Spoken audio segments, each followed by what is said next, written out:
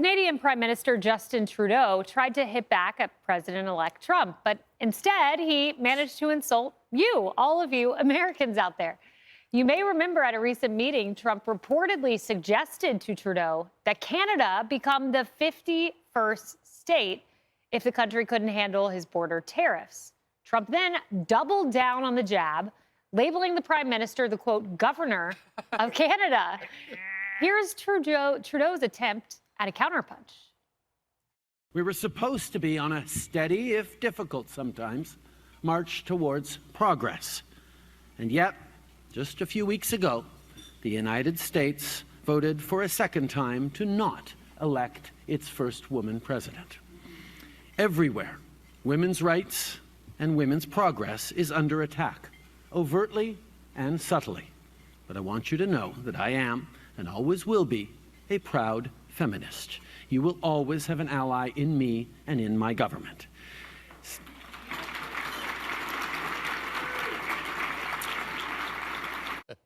Well, he seems very proud of himself right there. I mean, Kennedy, could a counterpunch get any lamer?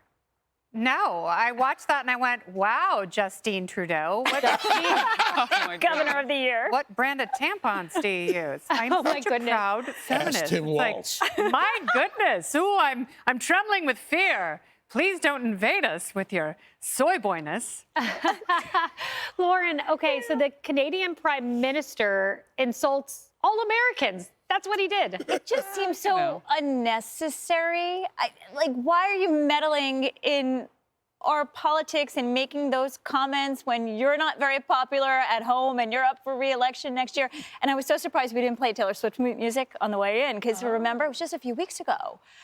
Trudeau went to the Taylor Swift concert while there were attacks on the police and these pro-Palestinian protests that got out of hand. And he did respond and condemn the violence, but it was so late and so not satisfying. And then he doubles down with this. It's just unnecessary. It is. David, you mentioned your radio programs on in Canada, and your callers are not big fans of Trudeau. No, look, even in his home district around Montreal, they don't like him anymore. Trudeau is simply not well liked, mainly because he's failed. Like so many leftists, he's failed. He's up against Pierre Poilievre, and it looks like there is a real chance for certainly not just a conservative governor in the sense of a new prime minister, someone who will govern that way, but chance that the people in Toronto and even in Quebec and others will come together under what they need.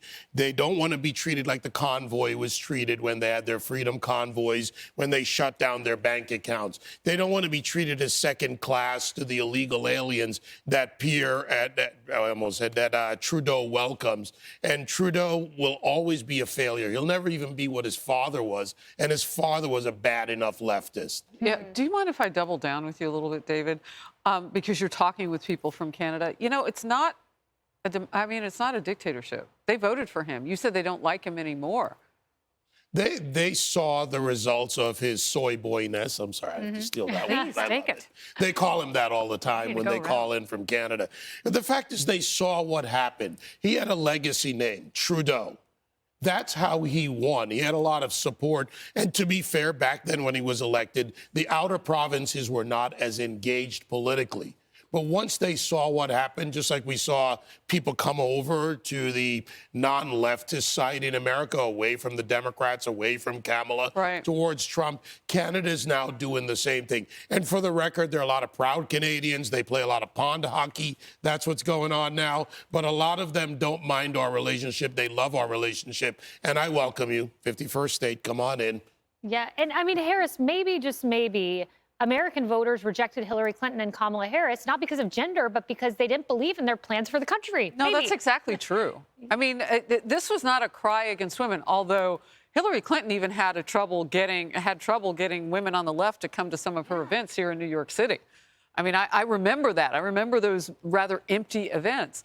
No, it's about policy. It's about leadership. And yeah, you know, there's the quotient of likability. It's not even about that in the end. People want to be able to afford food. They want to have a pathway to the American dream. And they didn't see it through those two women. And I don't even think they were all that similar.